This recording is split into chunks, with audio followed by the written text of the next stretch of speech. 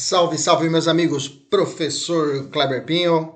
Vamos lá para a nossa quarta aula dessa semana, dessa terceira semana da mentoria penal. Aliás, mentoria da OAB, né? Mentoria penal começa agora segunda-feira, né? Que é uma turma de polícia, uma mentoria específica. Agora, a mentoria da OAB, vamos tratar de direito penal, intercrimes, ilicitude e culpabilidade. Vamos lá, vamos lembrar a aula passada. A aula passada nós falamos toda a parte da teoria do crime, nós começamos a teoria do crime, falamos que o crime segue a teoria tripartite, crime é todo fato típico, ilícito e culpável, é a teoria adotada pelo Código Penal, pela teoria majoritária, e adotada também pela FGV, o que nos interessa é a FGV, o que ela quer, o que ela pensa, né? E nós falamos de fato típico, do fato típico nós temos os elementos do fato típico, que é conduta, nexo, tipicidade, resultado, né? Conduta, nexo, tipicidade e resultado. Esses quatro elementos do fato típico para os crimes materiais, que é a regra, né? E aí, a aula passada, nós debulhamos toda a parte de conduta, ainda estamos em conduta agora. Vamos falar a respeito de intercrimes, vamos falar de ilicitude, vamos falar de culpabilidade. Beleza? Vamos lá então. Então, vamos começar com a questão. Nós sempre temos uma questão inicial, para nós podermos ter ela como base, para nós podermos estudarmos, desenvolver nosso raciocínio. Começa assim. Durante a madrugada, Lucas ingressou em uma residência e subtraiu um computador. Ele subtraiu o computador, ok? Quando se preparava para sair da residência, ainda dentro da casa, foi surpreendido pela chegada do proprietário. Assustado, ele empurrou e conseguiu fugir com a coisa subtraída. Na manhã seguinte, arrependeu-se e resolveu devolver a coisa subtraída ao legítimo dono, o que efetivamente veio a ocorrer. O proprietário, revoltado com a conduta anterior de Lucas, compareceu em sede policial e narrou o ocorrido. Intimado pelo delegado para comparecer em sede policial, Lucas, preocupado com a possível responsabilização penal, procura o advogado da família. Procura você. E solicita esclarecimentos sobre a situação jurídica, reiterando que já no dia seguinte ele devolveu o bem subtraído. Na ocasião da assistência jurídica, você como advogado, como você informaria isso para Lucas, né? Primeiro, o que poderia ser reconhecido com esse ato do Lucas de devolver? A desistência voluntária, havendo exclusão da tipicidade de sua conduta. 2. O arrependimento eficaz, respondendo o agente apenas pelos atos até então praticados. C. O arrependimento posterior, não sendo afastada a tipicidade da conduta, mas gerando a aplicação de uma causa que vai diminuir a pena dele. E o quarto, letra D, a atenuante da reparação de dano apenas, não sendo possível, não sendo porém afastada a tipicidade da conduta. Lembra, tipicidade quer dizer que o crime não será afastado. Bom, o primeiro passo é entendermos a questão, quais são os assuntos que temos que estudar. A desistência voluntária, arrependimento eficaz, arrependimento posterior, a atenuante de reparação de dano, em comparação com o arrependimento posterior, né? Bacana. Então, só que para a gente estudarmos esse assunto, nós vamos ter que continuar mergulhados na conduta, que nós já estamos estudando na passada, né?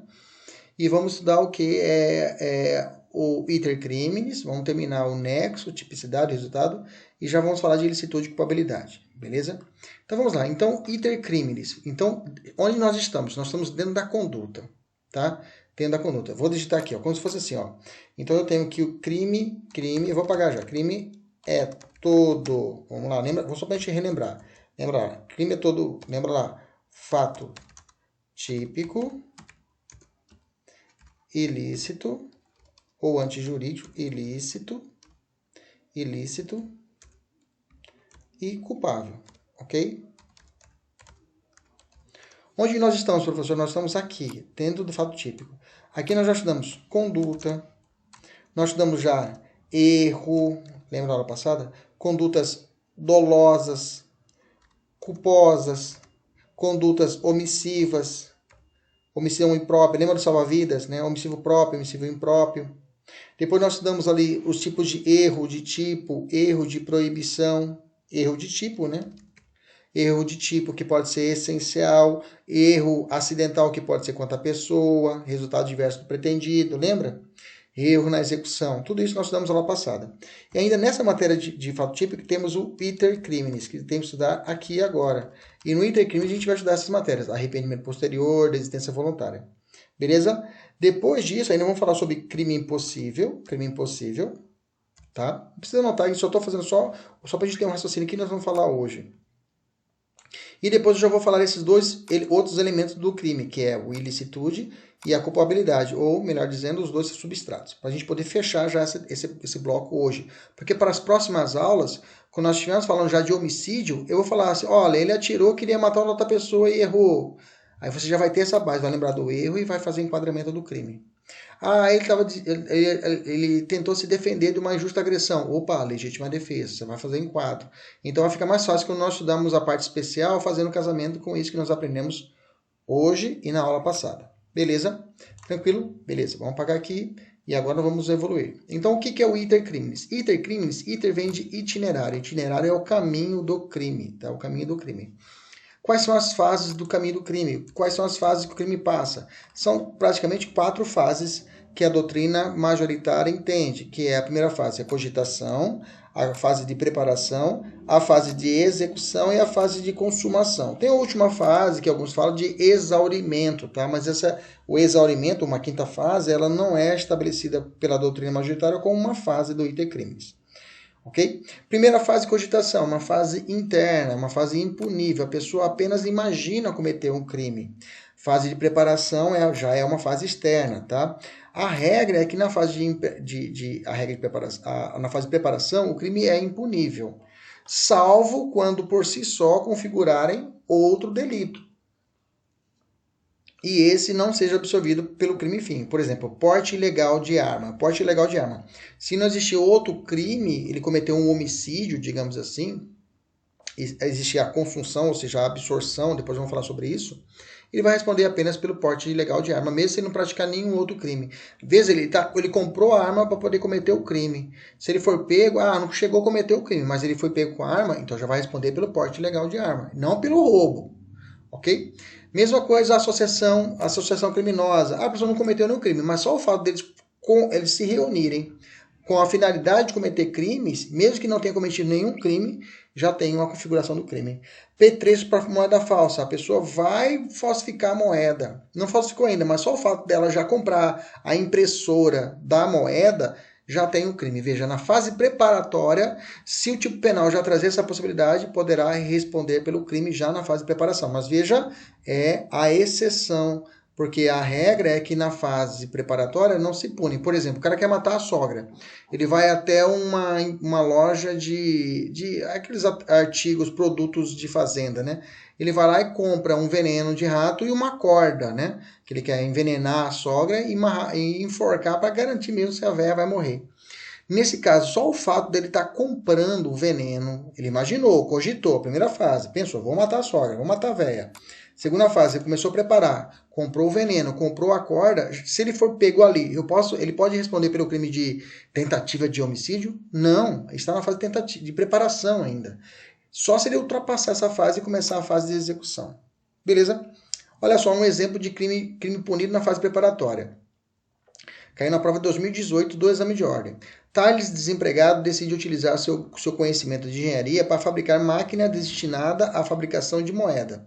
Ao mesmo tempo, pega uma moeda falsa de R$3. Gente, não tem moeda falsa de R$3, né? É um erro grosseiro, né?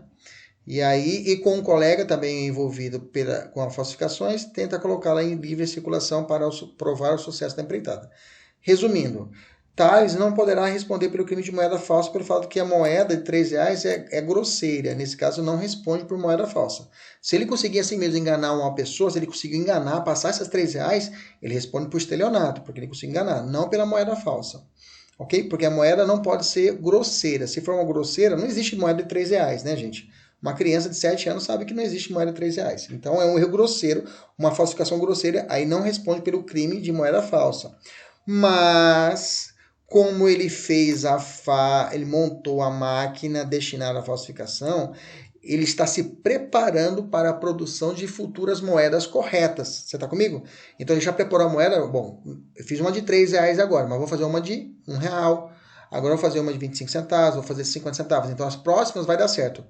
Mas ele não fez nenhuma ainda futura, mas ele responde já na preparação por petrechos para falsificação de moeda. Entendeu isso? Beleza? Vamos avançar. Da execução, quais as consequências possíveis? Então, quando ele começa a execução do crime, tem algumas consequências que vão ocorrer. Bom, começou a execução do crime, ou vai acontecer a consumação. Aí eu tenho o artigo 14 primeiro do Código Penal que fala que quando que o crime é consumado? É quando ele se reúne todos os elementos da sua definição. Desse modo, quando o fato praticado pelo agente corresponde a todos os elementos do tipo penal. Disse o crime consumado, ou seja, crime se consuma quando o tipo penal encontra-se realizado, ou seja, se ele cometeu o homicídio, a morte, se ele matou a pessoa, o homicídio vai se consumar com o quê? Com a morte da pessoa. O roubo vai se consumar como? Com a simples inversão da posse. O furto também, tá? Só que o roubo vai ter emprego de violência ou grave ameaça. Um empurrão que ele dá na pessoa já é roubo. Inversão da posse é o seguinte, você está com o celular na mão, eu pego o seu celular e puxo para mim. Pronto, o crime já está consumado. Eu não preciso sair correndo com o celular. Só o fato de eu pegar o celular e passar para mim, automaticamente o crime já vai estar o quê? Consumado. Beleza? Então a consumação é quando acontece isso. Bom, começou o crime, começou a execução, pode acontecer a primeira situação, o que é a consumação. Professor, não aconteceu a consumação, então pode acontecer o quê? A tentativa. Ah, professor, não aconteceu a tentativa, então pode acontecer a desistência voluntária ou arrependimento eficaz, tá? Caso não ocorra a consumação por ato voluntário do agente. Então vamos lá. Então começou a execução, 3 caminhos. Ou vai consumar, ou vai ser tentativa, ou vai ser desistência voluntária ou arrependimento eficaz. Veja, se for desistência voluntária ou arrependimento eficaz, não será tentativa, não está misturado. Ou é tentativa, ou é desistência voluntária ou arrependimento eficaz. Ou é uma coisa, ou é outra, ok? Isso tem que estar bem claro na sua cabeça a partir de agora. Começou a execução, 3 caminhos. Ou é a consumação, aí encerra o intercrimes, ou é a tentativa, ou a desistência voluntária, ou arrependimento eficaz. Deixa eu falar do crime consumado, eu já disse, né? Olha um exemplo de crime consumado, né? Aproveitando a ausência do morador, Francisco subtraiu de um sítio diversas ferramentas de valor considerável. Conduta não assistida por quem quer que seja. Ou seja, ele entrou na casa do sujeito e levou as ferramentas. Ele cometeu qual crime? De cabeça, fala. Bom, entrou na casa, não viu ninguém, levou os bens, teve violência, grave ameaça a alguma pessoa? Não, ele cometeu o quê? Furto. Beleza? No dia seguinte, Antônio verifica a falta das coisas subtraídas e, resolvendo dirigir-se à delegacia da cidade, após efetuar devido registro, quando retornava para o sítio, Antônio avistou Francisco caminhando com diversas ferramentas em seu carrinho, constatando que tratava dos bens dele subtraídos no dia anterior. Falou, você pegou meus bens. Então ele resolve fazer a abordagem logo dizendo ser o proprietário dos objetos. Francisco, esses bens são os meus que você está mexendo. Francisco, para garantir a impunidade do crime anterior, a desferir um golpe de pá na cabeça de Antônio, causou-lhe lesões que levou à morte. Ah, professor, latrocínio. Não, gente, não tem latrocínio aqui. O latrocínio só seria latrocínio se fosse no teatro do crime. Ou seja, se o Francisco estivesse subtraindo, apareceu o dono, ele desse a paulada e matasse. Aí é latrocínio. Roubo qualificado pela morte. Não é seguido, é qualificado pela morte. Okay? Nesse caso, ele subtraiu num dia, no outro dia ele viu e matou o sujeito para poder garantir o resultado. Nesse caso, eu tenho um homicídio, tá? E qualificado. Qualificado pela consequência, porque ele matou para garantir o quê? A impunidade do crime. Isso é uma qualificadora do homicídio. Beleza? Tranquilo? Mas ele cometeu furto? Sim, cometeu furto consumado. Então ele vai responder por quais crimes esse sujeito, Francisco? Vai responder pelo furto consumado, que ele entrou na casa, e pelo homicídio que? Qualificado. Ok? Beleza? Vamos para o crime tentado. Crime tentado, lembre-se, grave isso na cabeça. A tentativa é uma causa que diminui a pena. Causa de diminuição da pena entra na terceira fase da dosimetria da pena. Anota isso.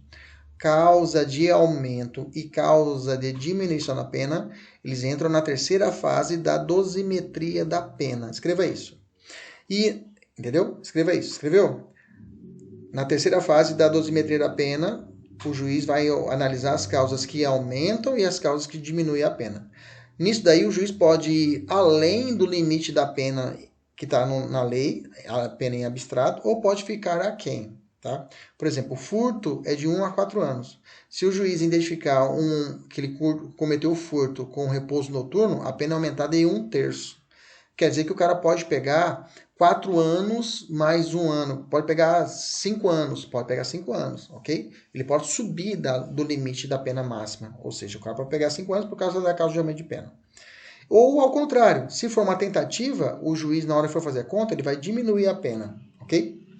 Grava uma coisa para você na sua cabeça. Tentativa, grava essa fase. O sujeito, o elemento, o criminoso fala, aliás, o nosso cliente fala, eu quero, mas não consigo. Grava isso por Deus.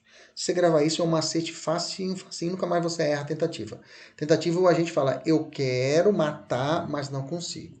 Olha lá, João, com intenção de matar Maria, essa é uma realização do seu tipo subjetivo, desfere uma facada em seu tórax. Ocasião em que um terceiro impede que prossiga a execução. Okay? Houve a realização parcial do tipo objetivo. Maria é levada a um hospital e sobrevive. Se perguntar para o João, falar, você queria matar? Queria. Você conseguiu? Não, porque ela sobreviveu, mas eu queria matar. Isso é tentativa. Isso é tentativa.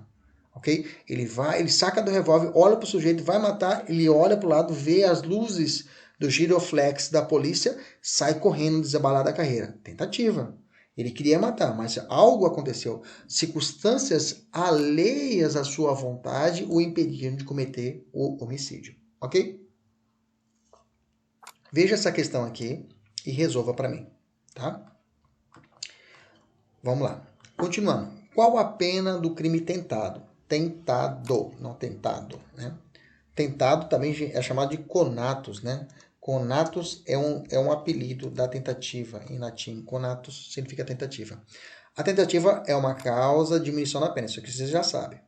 Então, na terceira fase da dosimetria do juiz, ele irá primeiro observar a pena do crime, depois diminuir de 1 a 2/3. Que pena do crime que é? É furto. Furto a pena de 1 a 4 anos.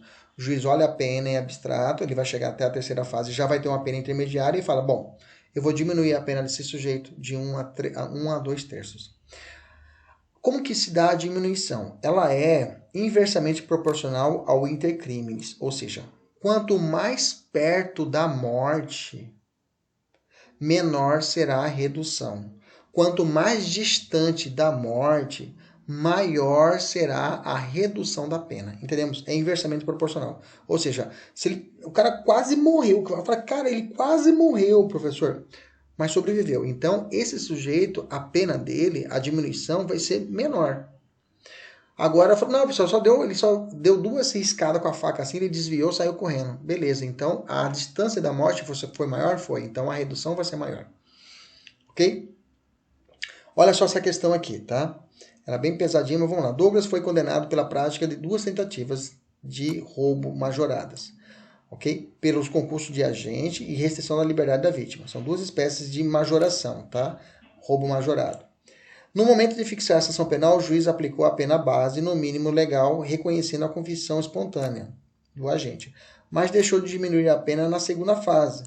No terceiro momento, o magistrado aumentou a pena do máximo, considerando a circunstância do crime, em especial a quantidade de agentes, 5 agentes, e o tempo que durou a restrição da vítima. Ademais, reduziu ainda na terceira fase a pena do mínimo legal em razão da tentativa, novamente fundamentando na gravidade do delito e naquela circunstância da quantidade de agentes e restrição da liberdade. Após a aplicação da pena dos 2 delitos, reconheceu o concurso formal de crimes, aumentando a pena de um deles de acordo com a quantidade de crimes praticados. Professor, questão muito difícil. Calma, você vai ver que a pergunta em si é fácil. Essa é a cara da FGV. Ele coloca um monte de informação para você, na verdade, mas ele quer uma coisa mais simples que você pensa. Olha lá. O Ministério Público não recorreu, considerando as informações narradas de acordo com a jurisprudência pacificada do STJ.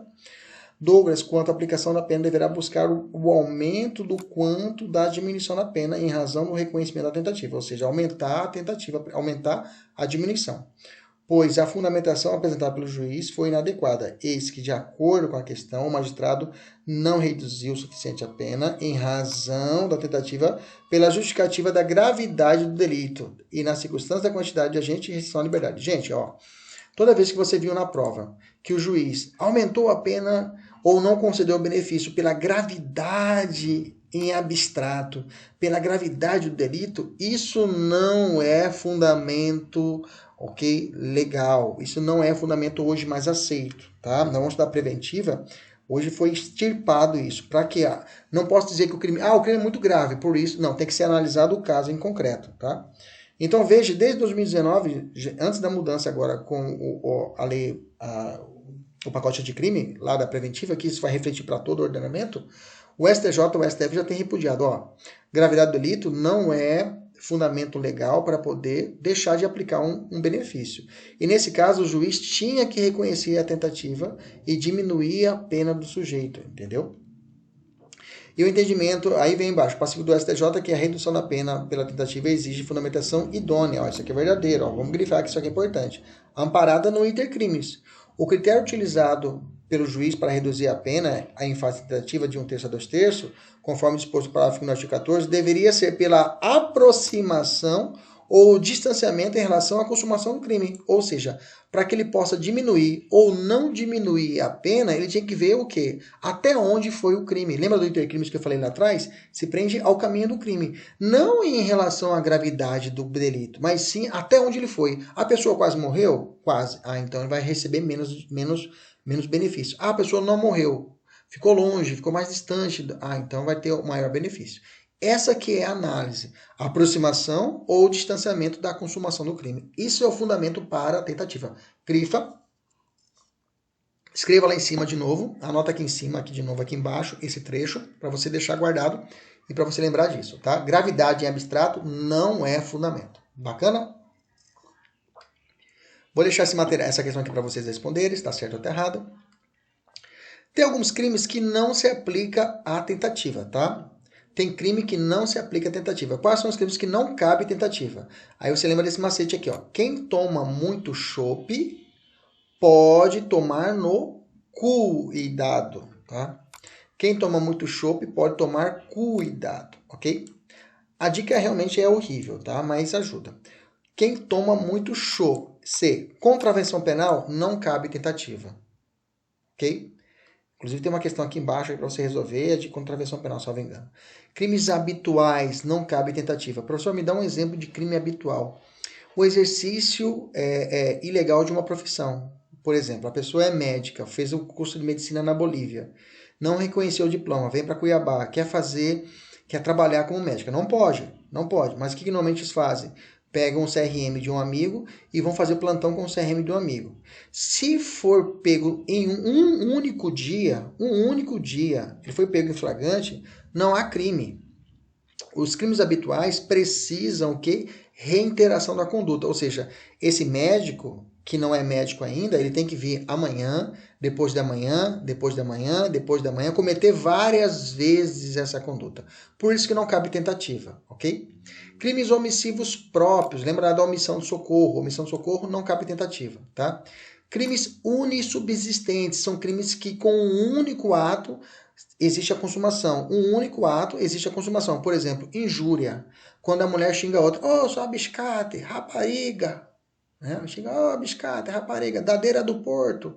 Xinga, professor, não, mas é para você entender. Xinga, biscate, rapariga. Aqui em Cuiabá tem um porto, ela fala, dadeira do porto, sua prostituta do porto.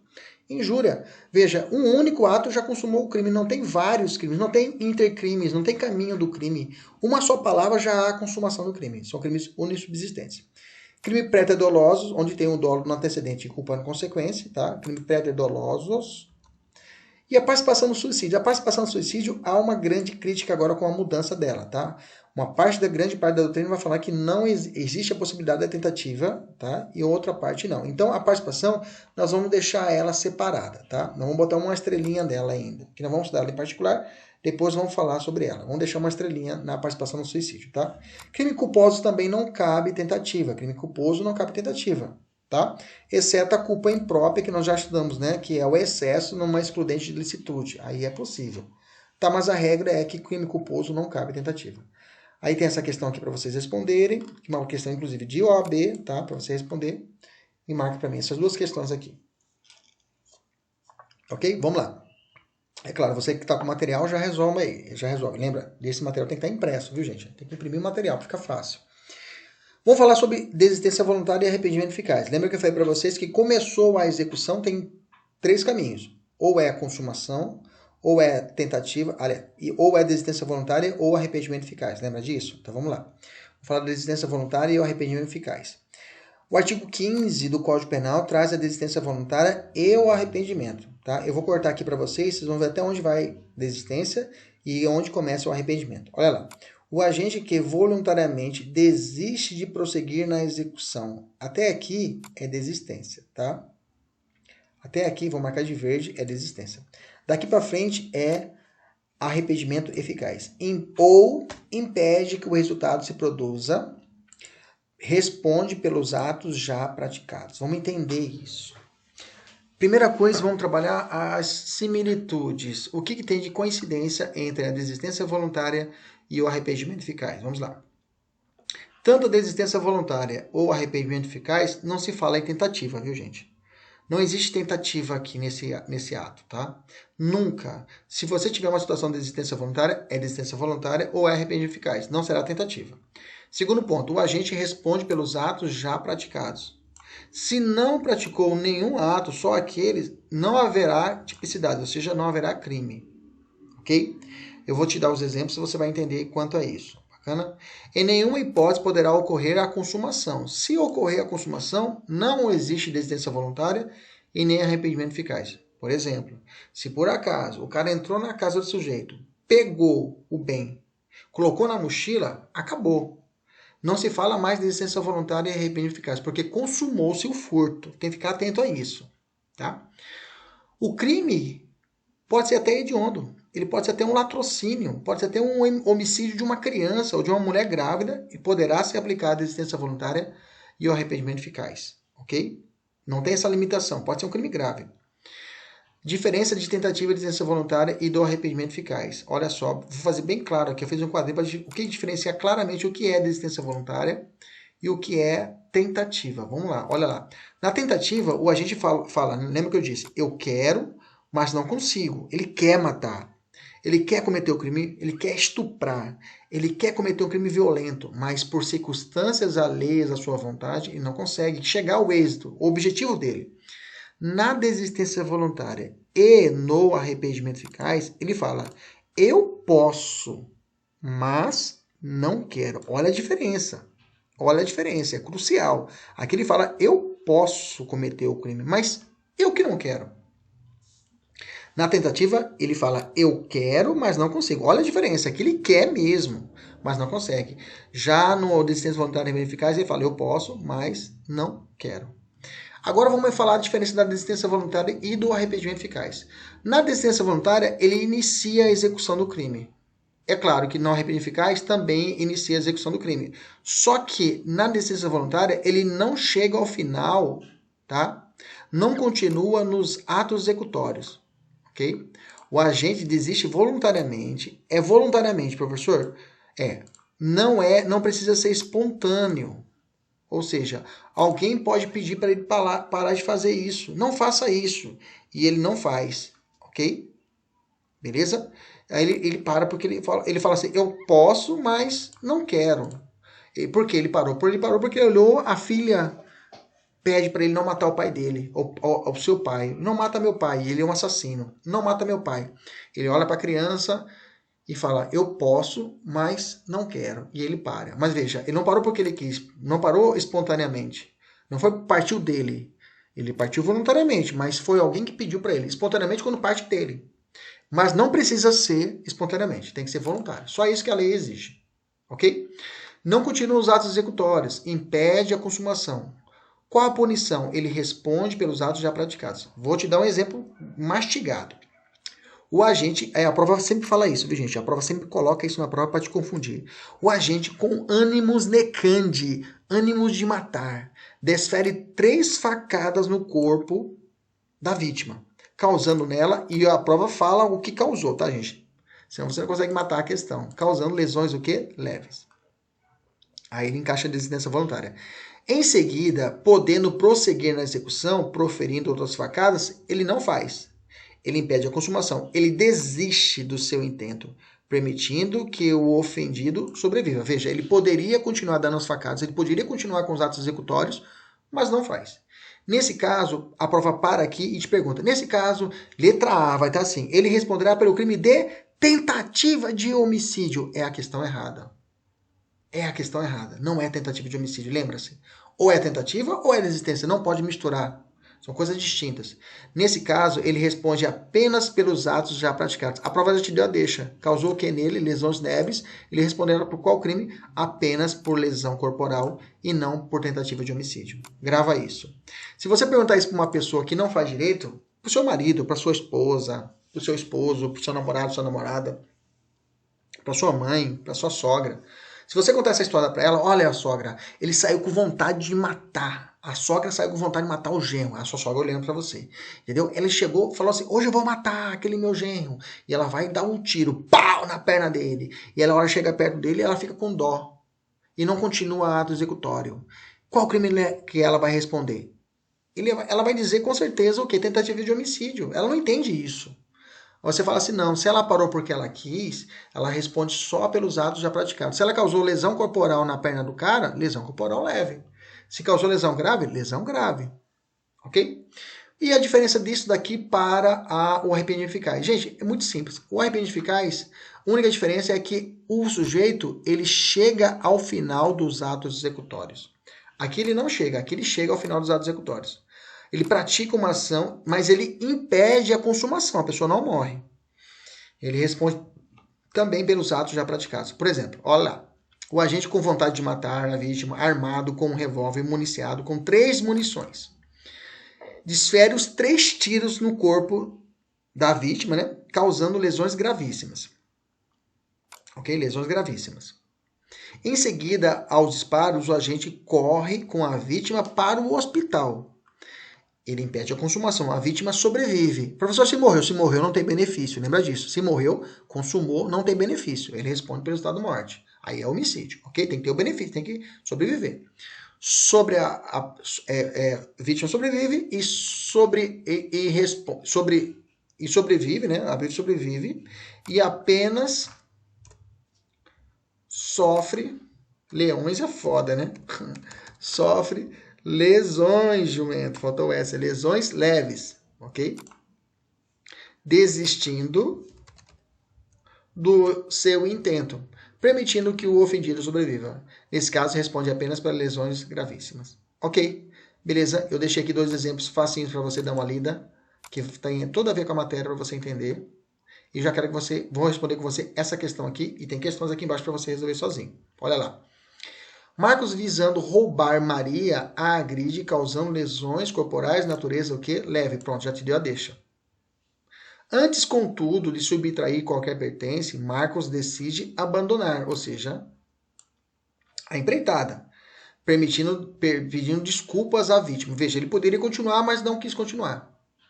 E evadindo-se do local. Maria, então, comparece à delegacia mais próxima e narra os fatos à autoridade policial. No caso acima, o delegado de polícia deverá lavrar o termo circunstanciado pelo crime de lesões corporais de natureza leve. Professor, não é roubo? Tentativa de roubo? Não. Veja, ele agrediu ela, natureza leve, visando roubar. Ele queria roubar, à vontade dele. Ele queria roubar. Ok? Ok? Beleza? Ele consumou, professor? Tem que perguntar isso. Ele consumou? Consumar se ele tivesse invertido a posse. Maria agride causando lesões leves. Antes, contudo, de subtrair, ou seja, ele não pegou o bem. Então, não consumou o roubo. Você está comigo? Está comigo? Aí a história para. Olha para trás e fala até onde ele foi. Até as lesões corporais. Então, ele responde por qual crime? Lesões corporais de natureza leve. Não é fácil? É muito fácil, meus amores. É muito fácil. É só estudar. Tem que estudar, tá? Lembra na época lembra da escola, do 2º grau, que tinha seu pai e sua mãe lá te orientando? É eu aqui. Eu sou seu pai e sua mãe agora. Eu estou aqui para te orientar, para puxar sua orelha. Vamos juntos. Você pode, você pode. Lembra, essa aqui é a saideira, é a última prova. Vem comigo, força. Ok? Cuidado, se já ocorreu a consumação, não há que se falar em desistência voluntária ou arrependimento eficaz. Olha só a questão. Lúcia, objetivando conseguir dinheiro, sequestra Marcos. Jovem cego. Olha que judiação. Bacana? Bacana. Quando estava escrevendo um bilhete para a família de Marcos, estipulando o valor do resgate, Lúcia fica sabendo pela própria vítima que a sua família não possui dinheiro. Gente, olha só. Quando ela pegou o jovem, quando ela sequestrou, meus amores, já consumou o crime, pelo menos o sequestro. Okay? Quando ela pediu dinheiro para a família, quando ela pediu dinheiro em troca, resgate, já não é mais sequestro apenas. Elevou-se para outro crime. É o chamado extorsão mediante sequestro. A pergunta é, para que exista a consumação, ela tem que receber o dinheiro? Não! Não precisa. A extorsão mediante sequestro, a vera situação de retenção da vítima, o mero fato dele sequestrar, o crime já está o quê? Consumado. Olha aqui embaixo, ó. O crime de extorsão consuma-se independentemente da obtenção da vantagem indevida. Aqui é um crime especial que é a extorsão mediante sequestro. Mas se o cara faz uma chantagem com alguém, ó, estou com suas fotos. Se você não me der o dinheiro, eu vou soltar essas fotos da mídia. Extorsão. Ele não precisa nem pedir o dinheiro. O crime já está o quê? Consumado. Então toma cuidado com esses crimes formais. Aí não tem que se falar de existência voluntária e nem arrependimento eficaz, porque o crime já consumou. Entendemos isso? E nem tentativa, né? Que o crime já consumou. Um primo distante é o arrependimento posterior. O arrependimento posterior, professor, ele tem alguma coisa a ver com arrependimento eficaz? Não. Sabe por quê? O posterior já aconteceu a consumação. Se eu fosse escrever aqui em cima, deixa eu voltar aqui, ó. Deixa eu voltar lá em cima aqui, só para você raciocinar comigo, ó. Lembra que eu disse que quando eu inter criminis, eu sei que desculpa fazer isso, mas eu tenho que voltar um pouquinho aqui para você entender, ó. Então, o que pode acontecer? Dar a execução, quais são as consequências? Consumação, tentativa, desistência voluntária, não é isso? Da consumação, eu posso colocar uma setinha aqui na frente e dizer que depois dela pode existir o arrependimento posterior. É isso mesmo. Depois que houve a consumação, poderá existir o arrependimento posterior. Tá? Até faz isso no seu caderno aí, já anota aí. Poderá existir o arrependimento posterior. Bacana? Ou ainda, a chamada atenuante de arrependimento. Do arrependimento. Atenuante do arrependimento. Que vou explicar para você lá embaixo. Beleza? Então vamos lá. Então vamos falar do arrependimento posterior. O arrependimento posterior, o nome já induz, né? É posterior, depois da consumação do crime. Ele tem algumas regras taxadas. Ele fala o seguinte, ó. Para crime o crime deve ser consumado. Então, diferente da existência voluntária e do arrependimento eficaz, que não pode existir a consumação. 2. O crime cometido sem violência ou grave ameaça à pessoa. Ou seja, roubo não entra aqui. Extorsão não entra aqui. Estupro não entra aqui. Ok?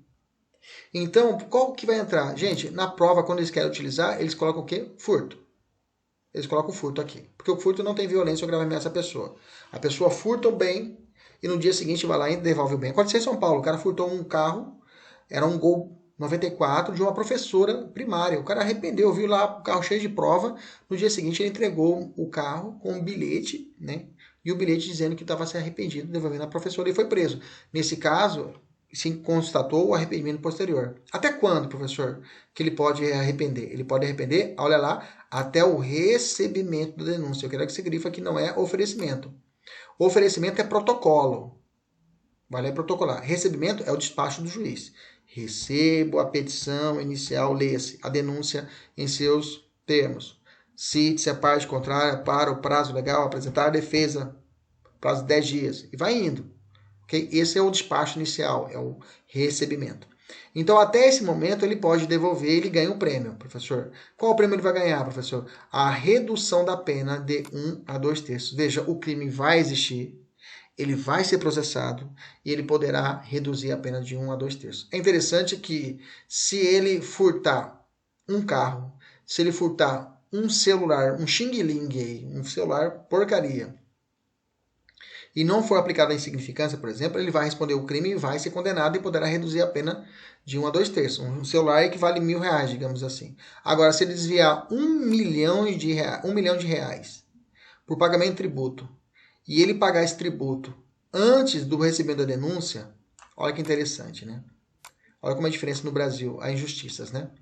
Se ele, antes da denúncia, antes do recebimento da denúncia, ele desviar verbas, digamos, tributo, não pagar imposto, sonegar o imposto, que vai repercutir em mais pessoas do que um celular de uma pessoa, entendeu? Muitas pessoas vão ficar sem escola, sem os serviços públicos que nós aprendemos na aula passada, de direito administrativo. Nesse caso, o criminoso que acontecer isso e se arrepender e devolver todo o valor de R$1 milhão antes do recebimento, ele não será processado. Ele vai ser absolvido automaticamente, ou seja, será extinta a sua punibilidade. Agora, o criminoso pé de chinelo, que furtar um celular, furtar um carro de R$5.000, ele vai ser processado, o processo vai continuar, vai até o fim, e o que ele vai ganhar? Apenas a redução da pena. Esse aqui não, esse aqui extingue, bunda de neném, ele passa a ser primário. Ok? Tem outras, essa aqui são, eu adiantei, mas essas são outras espécies de arrependimento posterior que não estão no 16. Tá? Um peculato culposo, tá? O estagiário que deixou a janela aberta da juíza, aí alguém entrou no escritório na escritório da juíza e levou o computador funcional da juíza. Esse estagiário vai responder pelo crime de peculato culposo. Ele deixou a janela aberta e outro crime cometeu. Se ele fazer uma vaquinha com os amigos e pagar esse computador, ok? Antes da sentença e pagar o computador da juíza, acontece a extinção da punibilidade. Bacana para ele, que bom para ele. Agora, se for depois da sentença, a pena será reduzida pela metade, ok? Beleza? Guarda esse peculato culposo aqui. E eu também tenho a súmula 554, o pagamento do cheque emitido sem provisão de fundos. Se der antes do recebimento da denúncia, extingue a punibilidade. Ou seja, para que o cara possa fugir do estelionato, né? Se ele deu um cheque sem fundos, e se ele pagar o cheque, né? Se ele for lá e pagar o cheque antes do recebimento da denúncia, ok? Se ele pagar antes do recebimento da denúncia, extingue a punibilidade. É claro, se for depois, não extingue, o processo vai continuar contra ele, ok? Beleza? Essas aqui são duas outras hipóteses de extinção da punibilidade, além de 16. Como já caiu, a redução da pena em virtude do arrependimento posterior aplica-se a todos os crimes excepcionais, apenas os crimes cometidos com violência. Não. A redução da pena em virtude do arrependimento posterior aplica-se a todos os crimes, vírgulas, excepcionados, ou seja, não se aplica apenas, isolou, para os crimes cometidos com violência. Não, lembra que o 16 fala violência ou, olha o conectivo alternativo, grave ameaça. Professor, me dá um exemplo de grave ameaça. O cara chega no estabelecimento e grita, é um assalto. Já é uma grave ameaça. Ah, tá brincando, aí outros 500, mas se ele falou grave ameaça e gritou é um assalto, é roubo, ok?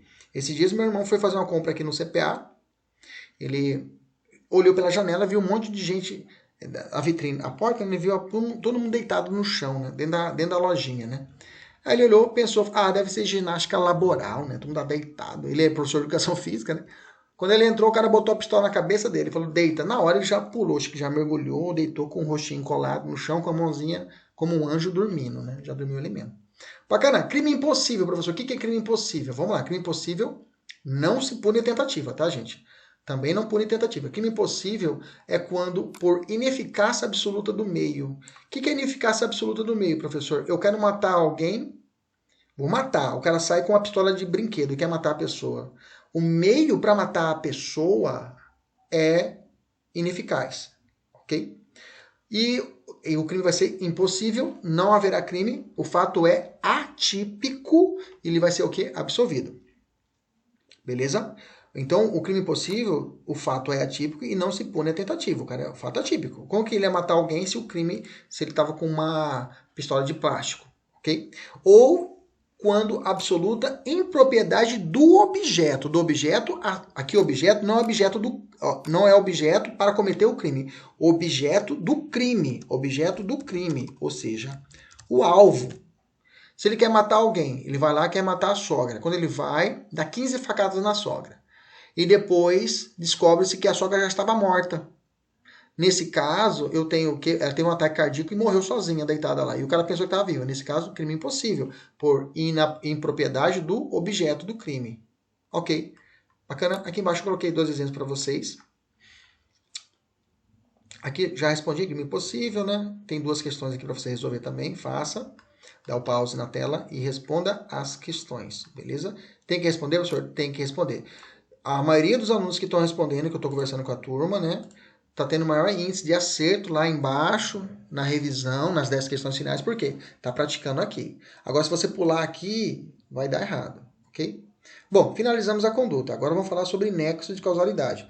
Lembra, nós já falamos sobre fato típico, ilícito e culpável.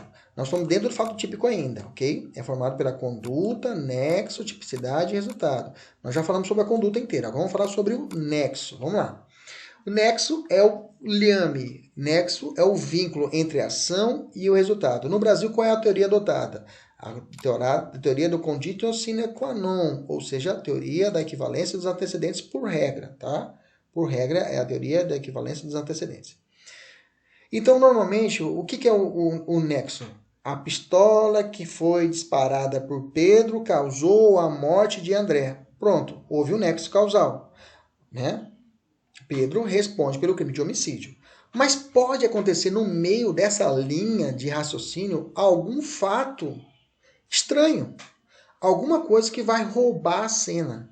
Eu chamo isso, e é chamado pela doutrina, de causas absolutamente independentes ou causas relativamente independentes. As causas absolutamente dependentes, esse fato que entra no meio dessa linha de raciocínio, ele rouba a cena. E o agente, ele vai responder apenas pelos atos já praticados. E pode ser pré-existente, concomitante e superveniente. Professor, isso aqui eu sempre tive dificuldade. Meus amigos, eu recheei o material de exemplos. Não tem como você errar. Enchi de exemplos para você acertar. Beleza? Vamos lá. O que é uma causa pré-existente absolutamente? Eu vi essa palavra absolutamente, quer dizer que vai roubar a cena e aquele criminoso que tentou atirar vai responder apenas pelos atos já praticados. Ok? Vamos lá. Causa absolutamente independente em relação à conduta do agente.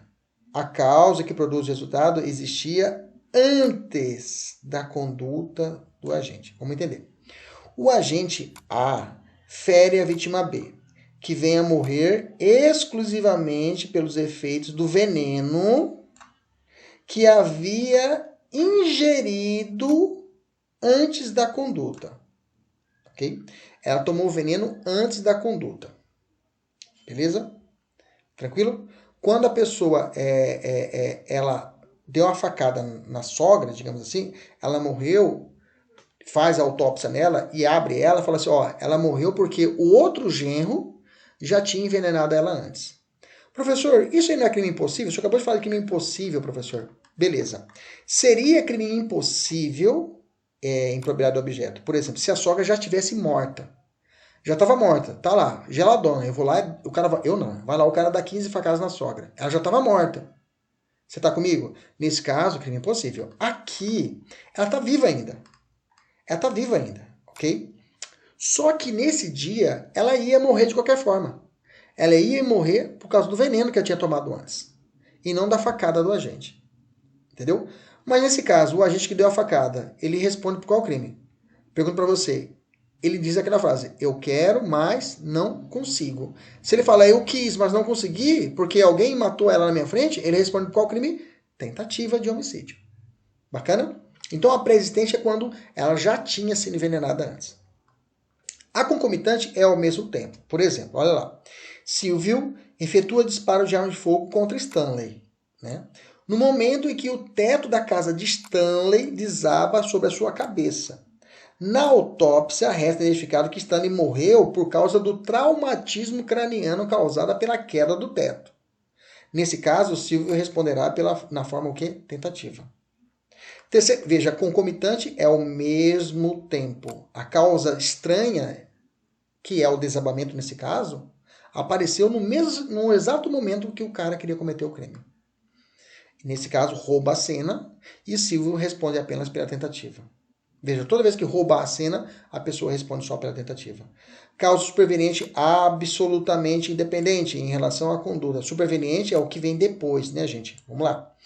A, com intenção de matar, ministra veneno na refeição de B. ok? Agora aqui é o caso do genro que queria matar a sogra. Entretanto, veja, ele foi e envenenou. Ele só está esperando dar resultado. Antes do veneno produzir o efeito, vem um outro genro e dá 15 facadas na sogra. E a sogra morre por causa das facadas, e não por causa do veneno. Nesse caso, eu tenho o quê? Uma causa superveniente absolutamente independente que roubou a cena. O sujeito que deu a facada responde pelo homicídio e o que estava envenenando responde por tentativa. Beleza? Tranquilo? Dica de ouro, essa aqui sempre cai. Muitos exemplos tratam daquele fato onde o agente entra no supermercado para assaltar e no exato instante do anúncio do assalto, uma pessoa passa mal e morre. Nesse caso, o agente responderá por latrocínio? A resposta é não. Por quê? Eis que o Código Penal indica que a consumação do latrocínio deve se dar pela violência, ok? E não pela grave ameaça. Bacana? Pela violência e não pela grave ameaça. Então, sem prejuízo... repetindo, então, só resultado morte. Se a violência resulta lesão corporal grave, a pena reclusão de 7 a 15 anos. E, 7 a 15 anos, deixa eu colocar aqui que tem mudança aqui no código, tá? 7 a 18 anos, isso. Então, corrige aí, galera. É 7 a 18 anos, ok? 7 a 18 anos. Deixa eu colocar aqui. Então, não é 7 a 15, é 7 a 18 anos, beleza? Corrige aí no seu material. Então, vamos subir aqui, matar ela aqui, pronto. Ok. A lesão corporal grave é a pena de 7 a 18 anos e a morte é de reclusão. A pena de reclusão de 20 a 30 anos. A pena não mudou aqui, ok? Beleza, maravilha. Vamos continuar aqui, deixa eu aumentar aqui a tela. Beleza, vamos embora, vamos continuar. Então tá, então no caso do roubo circunstanciado ou roubo qualificado pela morte, só poderá existir o latrocínio se for resultante da violência, tá? Se for só da grave ameaça, não tem latrocínio. Então, nesse caso, Pedro anuncia o assalto em um supermercado.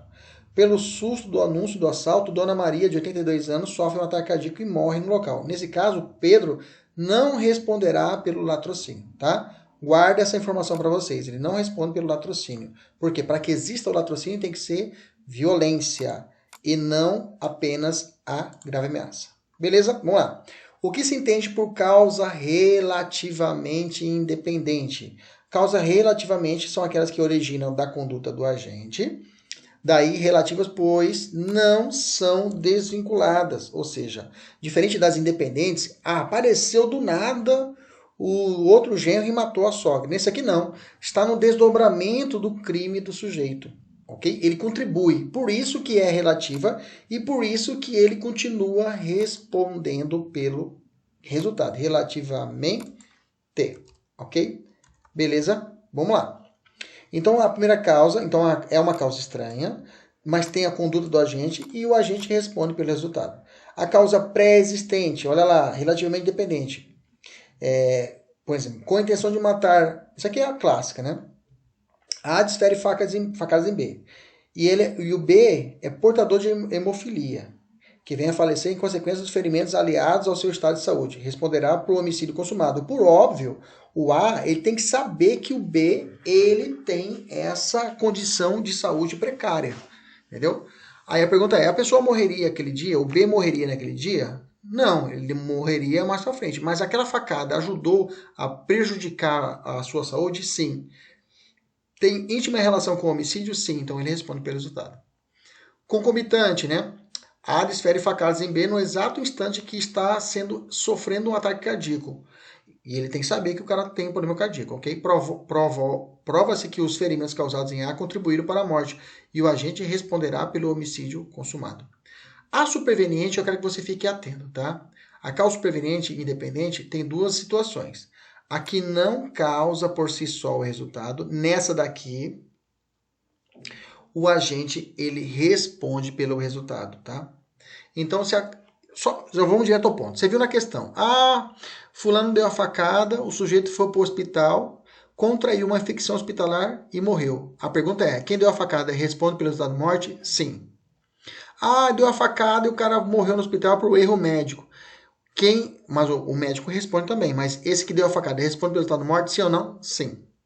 Ah, ele deu a facada, o cara ficou na porta do SUS lá e morreu lá que não tinha UTI, porque estava cheio de pessoas com Covid. Quem deu a facada responde pelo resultado de morte? Sim. Ah, deu a facada e a pessoa morreu de tétano. Responde pelo resultado? Sim.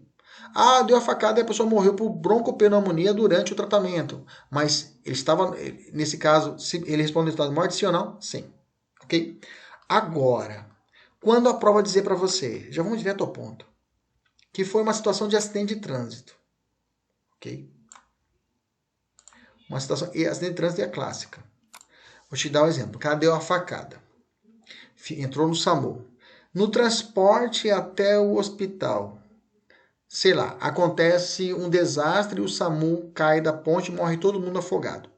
Nesse caso, quem deu a facada responde pelo resultado de morte ou só por tentativa? Só tentativa. Eu sei que você vai pensar, professor, mas vem cá. Ele só entrou no SAMU porque ele deu a facada. Sim ou não? Eu vou dizer sim, claro. Então, se ele morreu lá afogado, é porque ele deu a facada. Então, tem a ver, tem nexo. Perfeito. Aí eu te faço uma outra pergunta. Pergunto para você. Mas se o SAMU chegasse no hospital, esse sujeito teria chance de sobreviver? Sim. Pronto. Eu não posso responder de forma objetiva. Eu não posso responder de forma objetiva, imaginária. Ah, não. O direito penal tem que ser de forma subjetiva. Então, se o cara tinha a possibilidade de morrer, de sobreviver, ok? Lá no hospital. E não fui eu que. Eu queria que ele sobrevivesse, mas caiu o ônibus, tacou fogo, ou então pegou um raio, um maremoto, tomou choque, todo mundo dentro do SAMU e morreu. Eu não tenho culpa disso. Eu tenho que responder só pela tentativa. Entendemos isso? Então, se durante o caminho do acidente acontece um acidente de trânsito e morre o pessoal, lembra-se, esse que deu a facada responde só por tentativa. Se ele chegou no hospital lá, aconteceu um incêndio no hospital, um desabamento, uma enchente, ok? Ou foi o própria vítima, o médico falou assim, toma essas medicações. O cara foi para casa e não tomou as medicações e morreu. Tudo isso rompe o nexo de causalidade e o agente responde só, até onde foi, só pela tentativa. Entendemos isso? Falou acidente de trânsito, falou caso fortuito no hospital, falou que ele foi picado de escorpião no hospital. Tudo isso rompe o nexo e o agente que causou o primeiro ato responde só pela tentativa. Se ele queria matar. Se ele queria lesionar, responde só pela lesão corporal, digamos assim. Beleza? Tranquilo? Tem os exemplos, eu quero que você leia todos esses exemplos com muita tranquilidade. Resolve essas questões, que veja como cai em prova, veja como cai. Você localizou, viu que tem muitas questões que eu coloquei, é porque é um ponto que é chave. Você tem que saber. Bom, lembra lá que eu estava falando sobre os elementos do fato típico?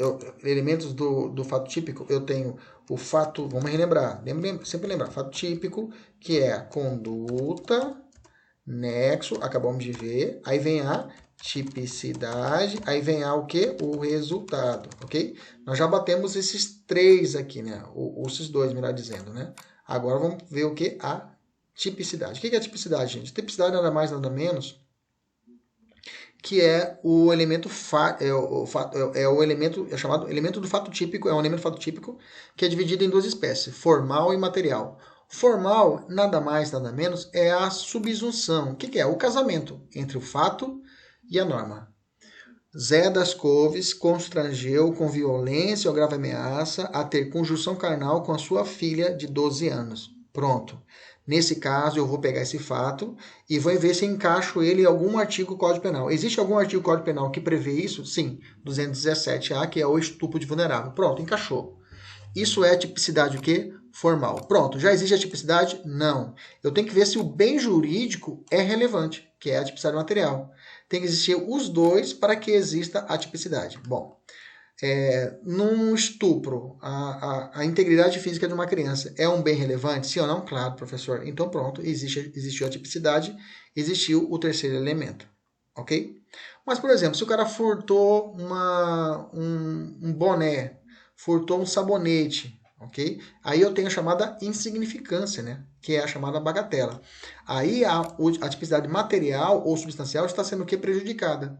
Então pode ser, porque se existir a tipicidade formal, o furto, mas não tiver a material, por exemplo, o bem jurídico é irrelevante, não haverá esse elemento. Se não tem o elemento, eu sei que é fato típico, né? Que tem que ser conduta, nexo, tipicidade e resultado.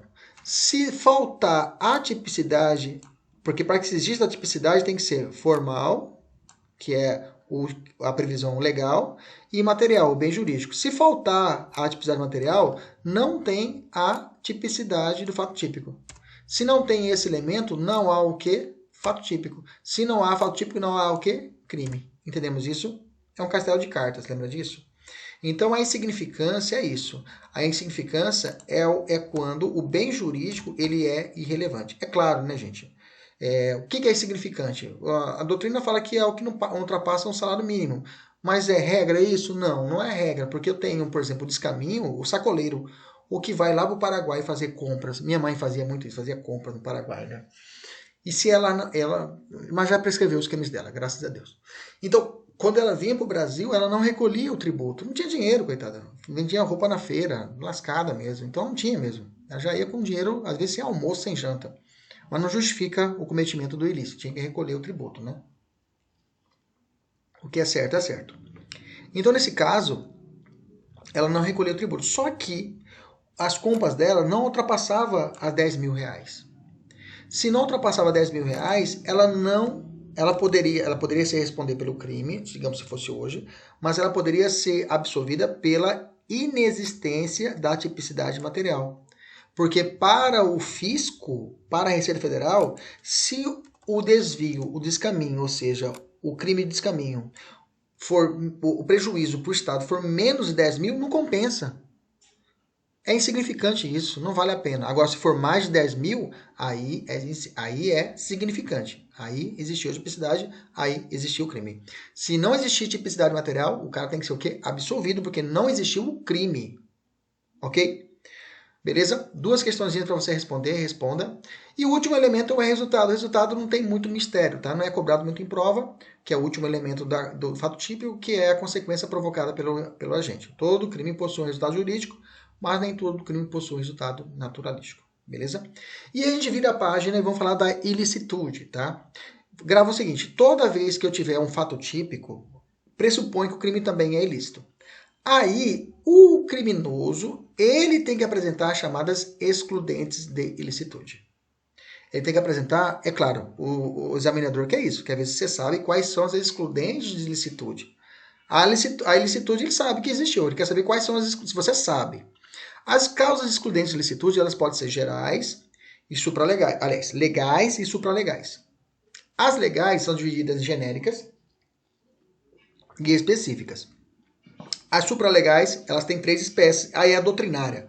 Consentimento do ofendido, princípio da adequação, princípio do balanço dos bens. Adequação social, furar a orelha de uma criança recém-nascida. É socialmente adequado. Luta de MMA, 2 pessoas lutando, quebrando a cara do outro lá. É socialmente adequado, então beleza. Mas é doutrinária essa questão. O que cobra na prova é o consentimento do ofendido, que eu vou explicar para você agora.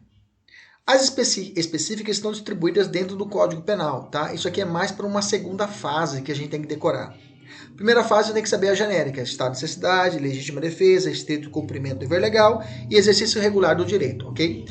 Vamos falar primeiro do consentimento do ofendido, que é uma causa supralegal, tá? O consentimento do ofendido tem que ficar esperto. Vou dizer, já vou matar, gente, já vou matar para você a tese. Se a prova falar que o consentimento estiver vinculado a um crime patrimonial, vai excluir a ilicitude do crime.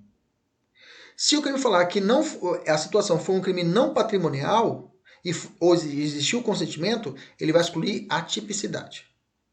Professor, não entendi. Por exemplo, provocar o aborto com o consentimento da gestante. Se a gente consentiu com o crime, eu tenho a tipicidade do crime. Há um crime quanto a isso. Okay? É elemento do crime. Beleza?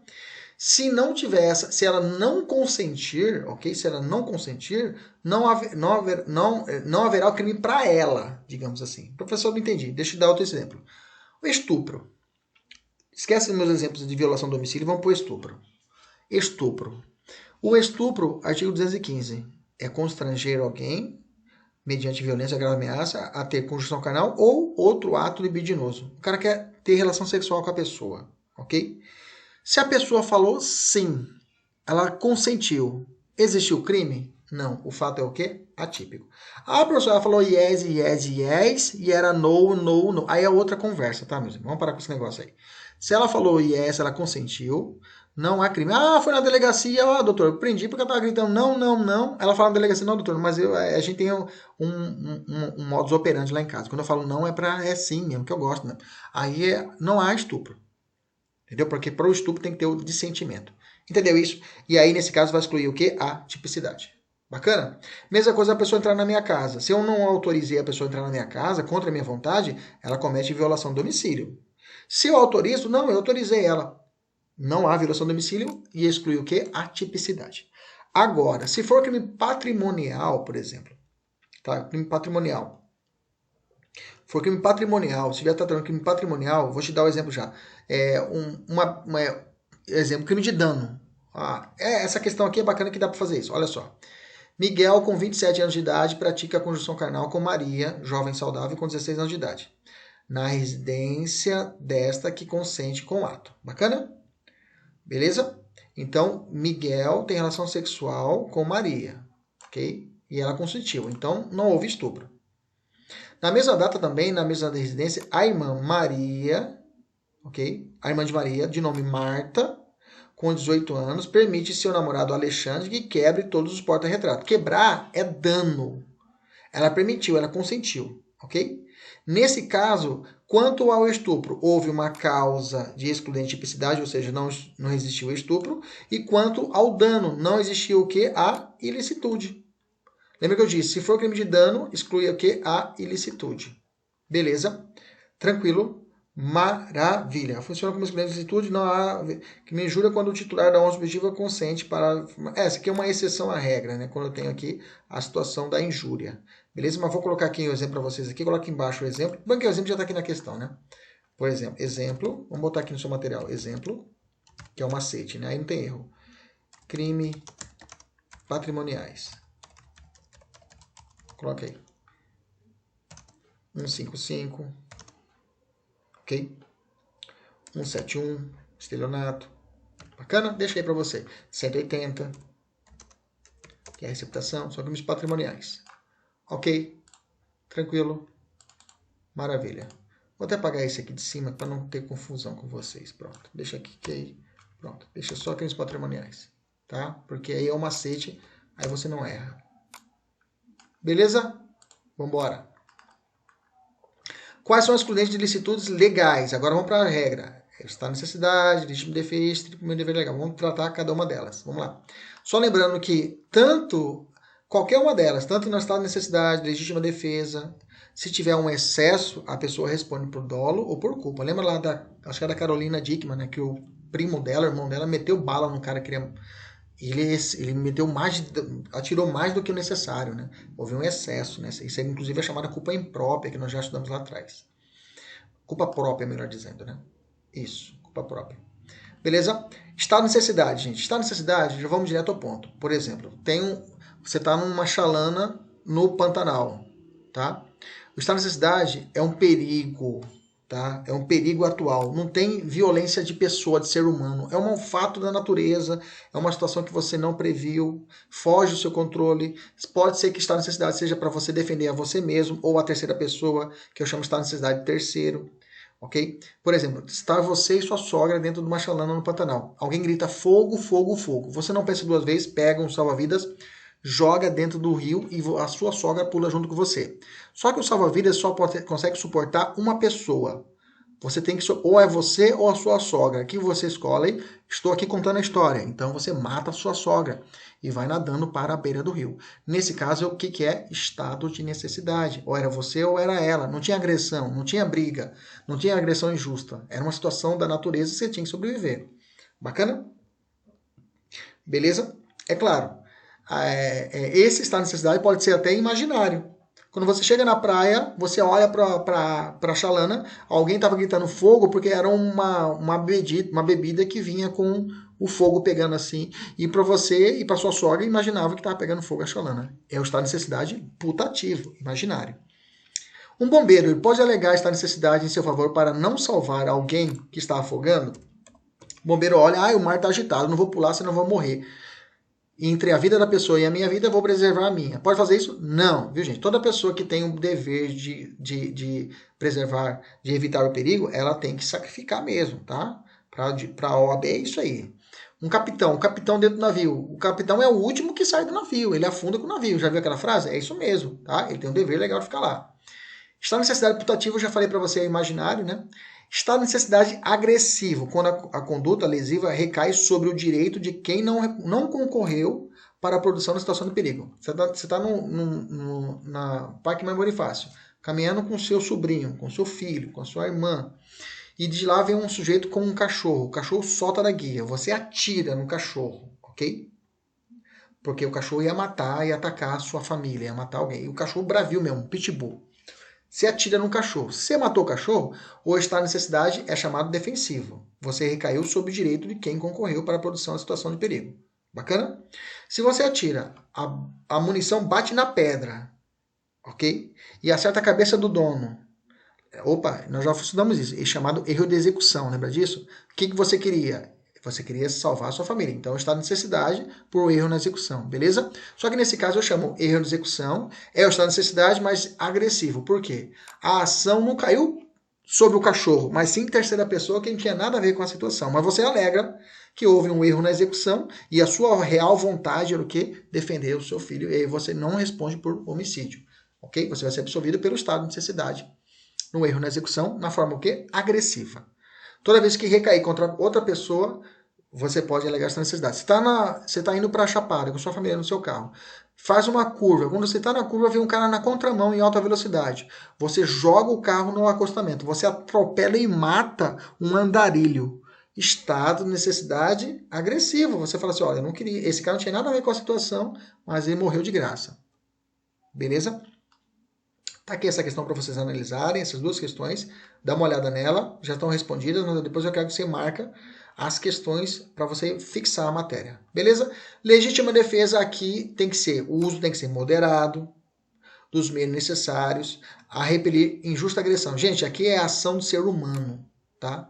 Animal vai me atacar, professor, é estado de necessidade. Mas se esse animal está sendo atiçado, provocado para me atacar por alguém que quer me prejudicar, aí eu posso dizer que existe a legítima defesa.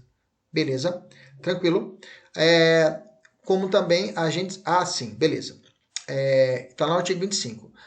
Tem que ser atual ou iminente. Cuidado que no estado de necessidade só é atual. Aqui na legítima defesa é atual ou iminente. A direito seu ou de outrem. Bacana. Como também um agente de segurança pública que repele em agressão ou risco de agressão à vítima mantida refém durante a prática de crime. Gente, isso aqui é inovação no pacote anticrime, tá? Então você grifa seu material aqui. Também é considerada legítima defesa quando o agente de segurança pública. Quem é o agente de segurança pública? Policial militar, policial civil, tá? Que repele agressão ou risco de agressão à vítima mantida refém.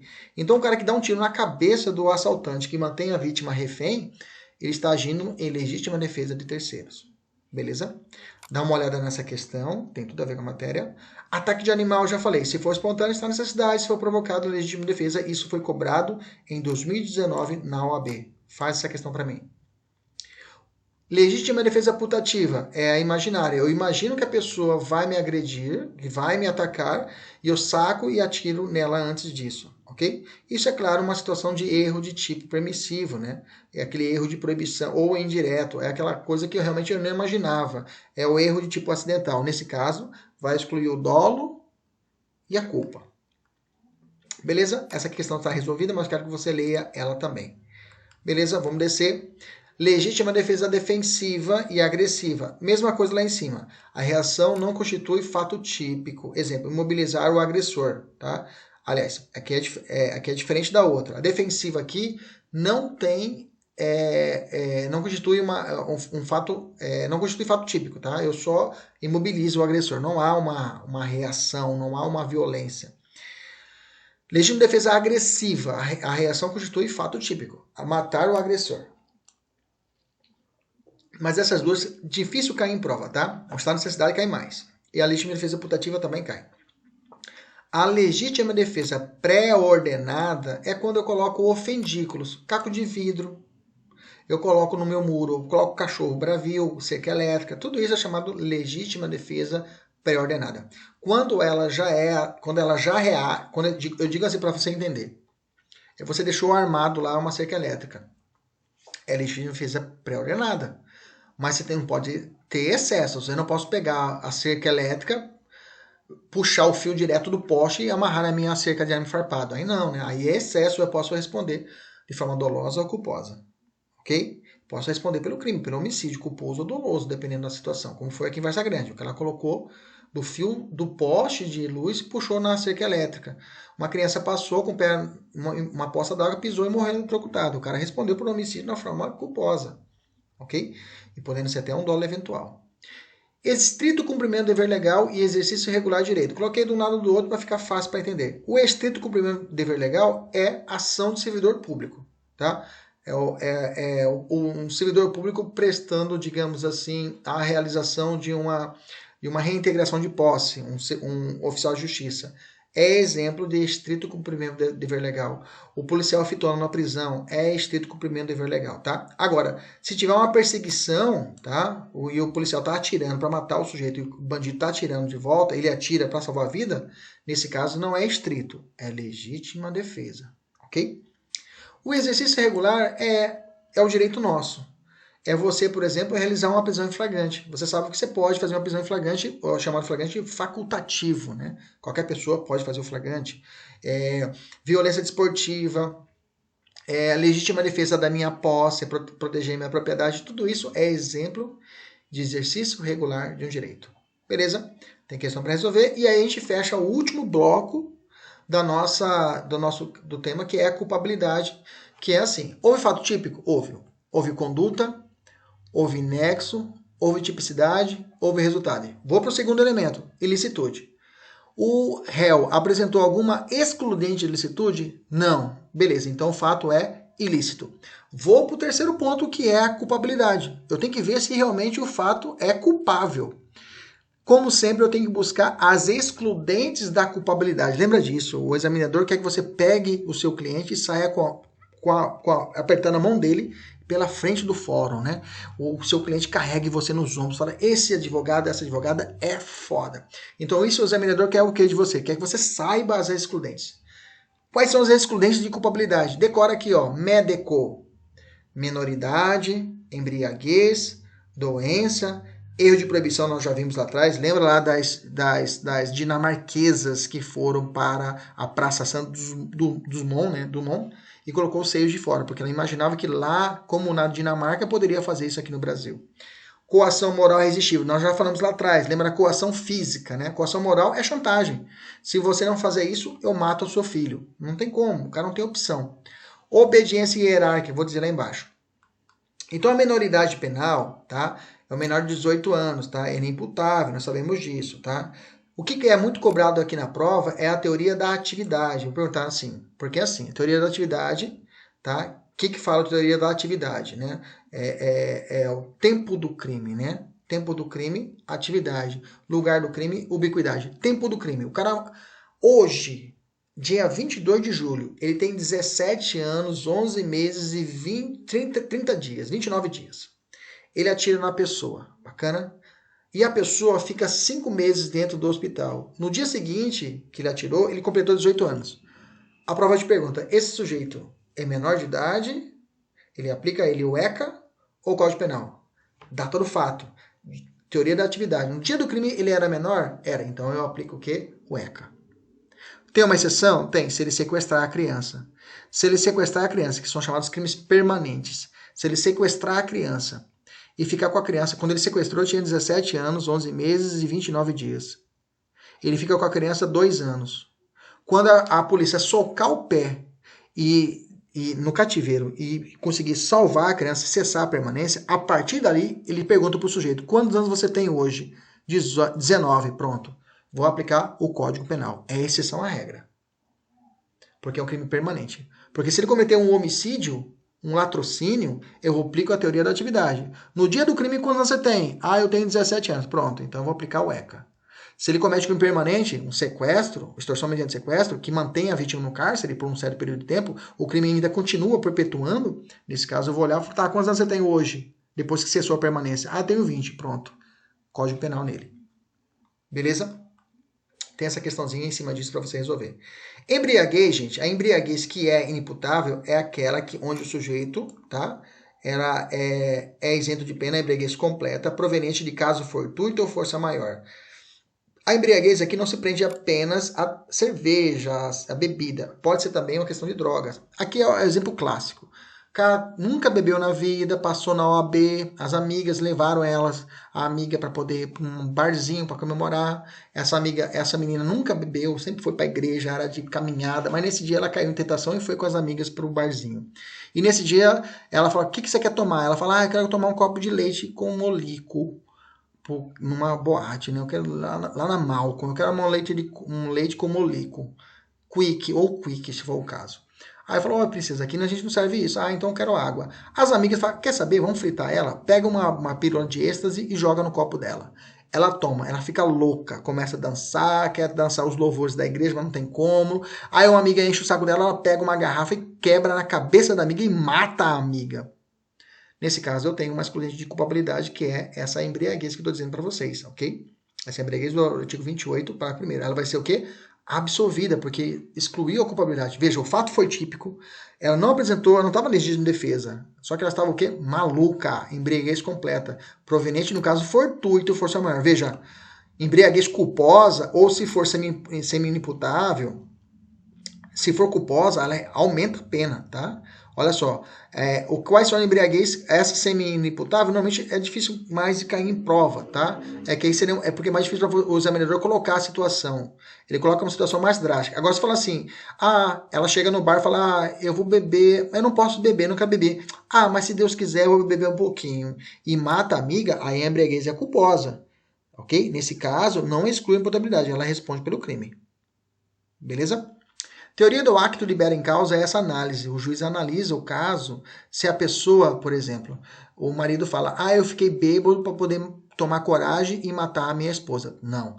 Toda vez que o agente ele se coloca numa situação de inimputabilidade porque ele quer, eu tenho a possibilidade da aplicação da teoria do acto libera em causa e ele vai responder pelo crime. Ok? Beleza? Ele se coloca numa situação de perigo. Quer ver um exemplo? Digamos que Lauro está me devendo. Lauro não pagou a mentoria, estou devendo. Beleza. Aí eu penso assim: eu vou pegar uma faca, vou colocar aqui na cintura. Eu vou provocar o Lauro, vou provocar ele para ele vir me agredir. Quando ele vier me agredir, eu pego a faca e meto no bucho dele. E aí eu falo: olha, eu agi em legítima defesa. Mas veja, eu já estava na minha cabeça. Eu planejei, vou provocá-lo para que eu vou me colocar numa situação de agressão injusta, ok? De perigo, para que ele venha me atacar e eu mato ele. Isso é a teoria da acto libera em causa. Okay? Quando eu me coloco numa situação de perigo. Beleza? Duas questões aqui para você dar uma olhada nelas, tá? Doente mental, tá? Tem que ser totalmente, tem a situação plena, tá? O cara realmente tem que ser louco de rasgar dinheiro, jogar pedra em avião, torcer pro Corinthians, o cara é louco mesmo. Então, nesse caso, o doente mental, ele é inimputável. Só que o doente mental, diferente dos outros, do menor de idade, outros mais, esse cara ele vai tomar uma sentença condenatória, só que é uma sentença, é uma sentença absolutória imprópria, porque ele vai ser absolvido do crime, mas ele vai sofrer uma medida de segurança. O cara que deu a facada no Bolsonaro, ele está preso, ele foi absolvido do crime, ok? Porque ele foi constatado que ele era inimputável, doente mental. E ele vai ficar preso por 3 anos, que é a medida de segurança, e aí vai ser reanalisado de novo por mais 3 anos, ver se ele tá bom. Não tá bom? Fica mais 3. Não tá bom? Fica mais 3. Ok? Beleza? Dá uma olhada nas questões. O erro de proibição, eu já falei com vocês, né? Vou passar, nós já falamos. Dá uma lida depois no tipo de proibição e no erro do tipo e proibição, nós já falamos sobre isso, eu coloquei exemplos aqui. Coação moral também já falei sobre a chantagem, resolve as questões aqui. Obediência hierárquica é quando o sujeito tem que vir de uma ordem, presta atenção, obediência hierárquica tem que partir de uma ordem de servidor público também, tá? Tem que partir de uma ordem não manifestamente ilegal, ou seja, uma ordem legal aparentemente. O cara oficial de justiça, o juiz fala, prende aquele promotor. Ele vai lá e prende o promotor. O promotor olha, sujeito, o seguinte, quem te mandou me prender? Ah, foi aquele desembargador ali que não gosta de usar máscara. Esse desembargador foi cassado pelo CNJ. Ele não tem jurisdição. Aí o oficial de justiça fala, pá, mas para mim ele tinha. Pois é, então eu vou te processar por abuso de autoridade. A defesa do oficial de justiça vai ser que para ele obedeceu hierarquicamente. A ordem era manifestamente ilegal. Para ele era certa a decisão. A decisão do juiz. Só que ele não sabia que o juiz estava o quê? Cassado pelo CNJ. Beleza? Tranquilo. Vamos voltar para a questão para a gente finalizar. Então Lucas, de madrugada, ingressou e subtraiu um computador. Ou seja, consumou o crime. Lembra disso? Ele entrou e subtraiu o computador. Você falou que subtraiu, ele consumou o crime. Inverteu a posse. Bacana? Quando estava saindo, ele foi surpreendido pela chegada do proprietário. Assustado, ele empurrou. Gente, eu sei que você pensou que aqui era arrependimento posterior, né? Mas quando ele empurrou o dono da casa, houve o quê? Uma violência. Se há violência à pessoa, teremos crime de roubo. E o roubo afasta o quê? O arrependimento posterior. Ok? Pela violência. Mas possibilita a atenuante do artigo 65. O artigo 65 fala assim, são circunstâncias que sempre atenuam a pena. Ter o agente procurado por sua espontânea vontade e com eficiência logo após o crime, evitar-lhe as milionárias consequências. Ele arrependeu, não arrependeu? Ele arrependeu e resolveu devolver, né? Não foi isso? Vamos botar aqui. Então, ela arrependeu. Então, nesse caso, como houve um roubo, não se aplica o 16, mas pode aplicar o 65, que é atenuante. Vamos para as questões, para as alternativas? Primeiro, desistência voluntária. Lembra, gente, se ocorreu consumação, primeiro que eu vou riscar, ó, risco de desistência voluntária, risco de arrependimento eficaz. Beleza?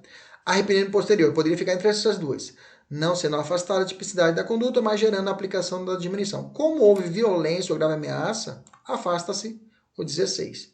Sobra o quê? A reparação do dano do 65, inciso 3, letra B do Código Penal. Beleza?